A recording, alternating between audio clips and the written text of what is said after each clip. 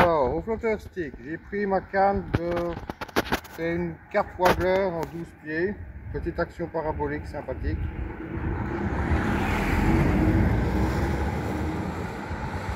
J'ai un flotteur stick de 8x4. J'ai une plombée étalée et je vais faire des coulées ici en essayant de ne pas emmêler la ligne du paternal. J'ai mon moulinet capoté, un bas de ligne de 30 cm. Je laisse la ligne se faire emporter par le courant, qui est hyper léger, tout en m'arrangeant pour que la ligne dérive un peu plus lentement. Donc je retiens le fil avec mon majeur. Et je veille toujours à ce que le fil soit en amont du flotteur. Alors, on va voir si j'ai une touche. Jusque là, ça a bien marché.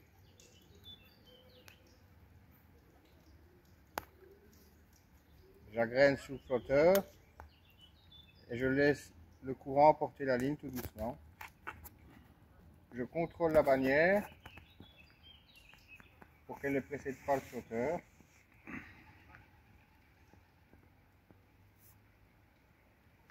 Voilà. Ça doit être un gobi, je pense. Et si c'est un gobi, bon, parfois c'est des gardons. C'est un gobi en moins que tu prendras. Et c'est, vous voyez, on me dit souvent qu'en canal on pêche pas au flotteur stick. Ben si, ça se faisait avant. C'est parce qu'on ne le fait plus. C'est pas parce qu'on ne le fait plus qu'il ne faut plus le faire. Alors attention, si vous êtes français, en Belgique on n'a pas le droit de mettre les gobies en bourriche. Donc faites gaffe à ça parce que vous pouvez vous faire avoir. Vous pouvez payer des amendes qui peuvent être conséquentes. Et pour les pêcheurs belges qui ne sont pas au courant, on n'a pas le droit de mettre les gobies en bourriche. Donc faites bien attention, vous ne faites pas avoir avec ça. Alors j'espère que vous allez voir une touche au stick. Ça va tout seul.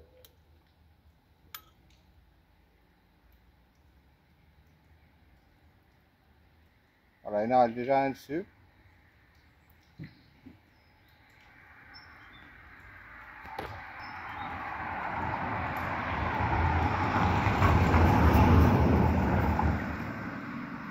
Le gros problème des pêches en canot, c'est que dès que vous utilisez de l'amorce, vous êtes emmerdé par les gobies. Là, il est dessus. Et parfois, c'est une belle surprise et c'est des petits gardons. Et vous voyez, avec une ligne relativement simple, quelques asticots, je ne me casse pas la tête et je prends mes gardons. Alors, c'est pas une pêche magnifique. J'ai décidé de ne plus mettre les poissons en bourriche et je les ai relâchés. Ça m'emmerdait.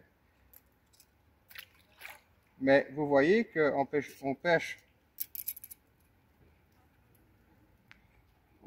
relativement simple, avec peu de matériel, on ne se casse pas la tête et on fait du poisson. Voilà, avec une vieille technique qui a 40-50 ans. 40-50 ans, qui a été inventée dans les années 40-50. Et on ne se casse pas les pieds. Donc oui, on peut pêcher au flotteur stick en canal. Alors on peut faire des longues coulées avec une grande canne si vous le voulez. Mais regardez, une plombée étalée, ce sont des plombs numéro 8. Et lorsque je monte, ce sont des plombs numéro 5. J'ai un flotteur stick avec une antenne, un dôme.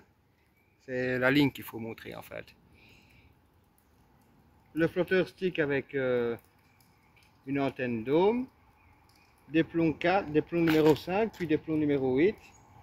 Mon émerion et puis un bas de ligne de 30 cm avec un hameçon de 20 au bout, un asticot.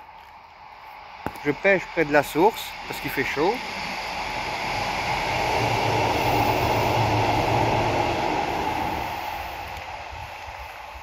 Et je me casse pas la tête, je fais des poissons. Alors maintenant, moi je vais vous laisser. Allez, peut-être un dernier. Parce que je vois que mon papa a chaud aussi. Hein.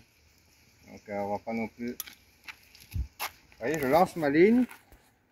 Je vais lancer un petit peu d'asticot dessus. Voilà. Je laisse le stick dériver avec le léger courant. Je pêche au ras du fond. Je contrôle ma bannière pour qu'elle soit en amont.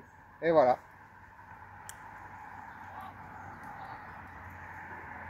Et voilà. Voilà comment ce qu'on fait au stick en canal. C'est pas compliqué.